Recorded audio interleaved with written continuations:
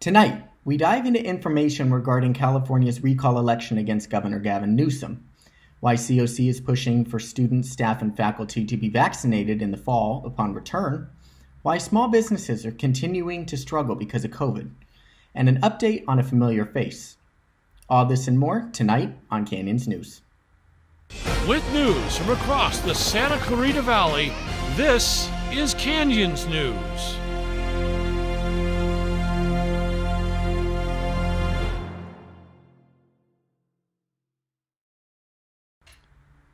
For the 56th time in state history, California has gone into a special recall election, and Democratic Governor Gavin Newsom is in the hot seat. Here's George Luis Aguila with more. Good afternoon, folks. My name is George Luis Aguila, here reporting for Canyons News. After a rocky 2020 filled with criticism over his response towards the pandemic, Gavin Newsom is facing a recall election after those in opposition succeeded in gathering the necessary signatures needed in order to trigger a recount election. Newsom has faced many criticisms, due largely in part towards his response with COVID-19, with critics saying he was a bit hypocritical and overstepping his boundaries. Those looking to run against Newsom include Caitlyn Jenner, a former reality TV star and Olympian gold medalist, Kevin Faulconer, a former San Diego mayor from 2014 to 2020, and John Cox, a businessman who also ran for governor in 2018. The special election is set to take place sometime between October and November, where Gavin Newsom looks to hold off the recall count. For Canyons News, I'm George Luis Aguila, and please, remember to stay safe, wear a mask, and if you have the ability to, get vaccinated to help stop the spread. For the upcoming academic year, higher education institutions have recommended that students, staff, and faculty be vaccinated upon return in the fall. Here's Diana Mojica with more.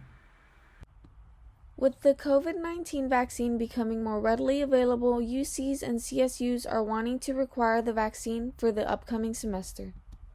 That requirement came with a significant caveat, and that is that it'll be required once the Food and Drug Administration gives formal approval to the vaccines and supplies are sufficiently available. While it remains highly advised for students to get vaccinated, many are already willing to do it. Right now at College of the Canyons, the vaccine is recommended. It's not required. Incoming COC students seem to be in support of this because it's a step closer to returning to campus. It would just provide us with an environment that just feels a lot more normal after this whole pandemic, even though it's not over, just to get that sense of comfortability. The new vaccination site at COC is also helpful in this process. For Canyons News, I'm Diana Mojica. Local small businesses were forced to shut down at the beginning of COVID last year.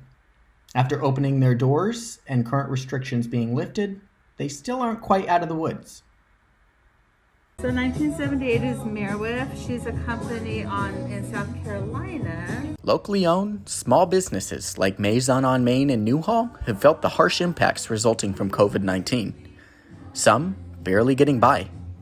It was a process of adapting, dedication, and time for small business owners like Kathleen Teague. From March 16th through, I would say, through July, we were fully shut down. We were fortunate enough to receive PPP money, and that kept us afloat. But with the lifted COVID-19 restrictions and LA County preparing to move into the yellow tier in the coming weeks, more people seem to be coming out. And then people started, as things started loosening up and people felt comfortable coming out again, the business actually picked up quick and fast. However, more obstacles are being thrown at these business owners that they are still trying to overcome. What we're suffering from now is complete lack of business because we do not have a presence on the street due to outdoor dining. I have no parking spaces in front of my store or in back of my store, and I have no street presence, so people driving by often will miss me and they don't know I'm here. It's locals like Carly Godbold who feel the need to shop small in support of these local businesses.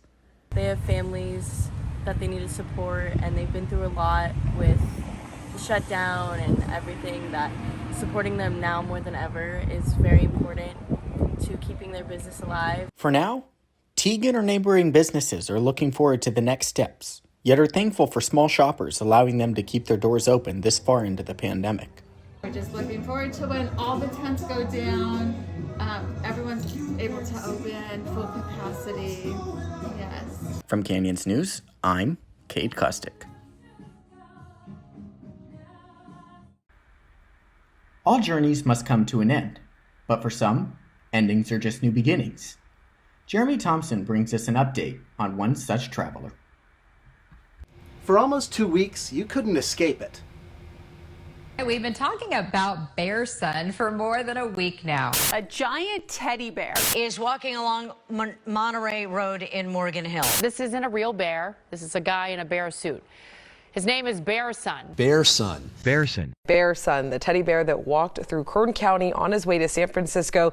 Well, he officially made it over the weekend. Bear Son, better known as Jesse Larios, completed his journey from Los Angeles to San Francisco on foot, drawing attention along the way, not just from California, but from across the country, Europe, Russia, and the world.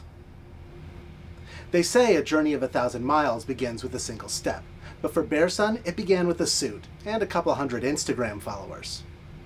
Over the course of his costumed quest, that number has grown to almost 40,000. Not content to watch from their phones, they've sought Bear Son out as he's worked his way up the state and contributed over $17,000 to a GoFundMe Larios established. We're gonna go ahead and donate $17,000 to the National Alliance on Mental Health Illness, also known as NAMI. The journey also piqued interest in the Bear Son character, driving sales of Bear Son merchandise, some of which has been sitting in Larios' apartment since impulsively buying it years ago. I had these for like 4 years, I think, and finally they get to go to a home. Let's go! But for the big Bear Son, this return home is certain to be short-lived. He's already planning his next journey. I'm walking from Los Angeles to New York City!